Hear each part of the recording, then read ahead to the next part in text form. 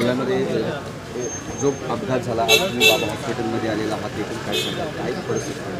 नक्की कोण गुन्हेगार आहे हे बघणं आवश्यक आहे की तो ड्रायव्हर गुन्हेगार आहे की त्याला दिलेलं ट्रेनिंग कमी काळ दिलं गेलं हे बघायला पाहिजे की कॉन्ट्रॅक्ट बेसिसवर ज्या बसेस आहेत त्याबरोबर नाही ते बघायला पाहिजे. ह्यासाठी सगळ्यांना दोषी आहेत कारण त्यांची हे झालेलं आहे, प्रशिक्षण झालं आहे ते असं कळलं आहे की 8 ते 10 दिवस त्यांना प्रशिक्षण दिलं आहे आणि त्याच्यामुळे त्यांचा जेवढा कालावधी पाहिजे होता तेवढा नाही झालेला आहे आणि त्याच्यामुळे ती बस जी आहे ती ऑटोमॅटिक बस होती त्यामुळे त्यांचा कंट्रोल न राहिल्यामुळे बहुतेक ही घटना घडली असं दिसून येत आहे. त्यामुळे सगळेच दोषी आहेत ज्यांनी त्यांच्याकडे ह्या प्रशासनाने ज्यांनी त्यांच्यावर जबाबदारी सोपवली आहे ते सगळे जबाबदार आहेत. एकीकडे सरकारनं नुकसान भरपाई देण्याची घोषणा केलेली आहे आणि दुसरीकडे काही ठिकाणी राजावाडीसारखं हॉस्पिटल असेल त्या ठिकाणी ॲम्ब्युलन्स अवेलेबल नाही आहे, ते याकडे कसं? नक्की आता सरकारने जबाबदारी घेतली आहे, त्यांनी द्यायला पाहिजे सगळ्या गोष्टी, त्यांच्याकडे पाठपुरावा करायला पाहिजे तुम्ही सगळ्यांनी की ह्या गोष्टी का नाही आहे तिथे अवेलेबल, त्यांनी त्याचं उत्तर द्यायला पाहिजे.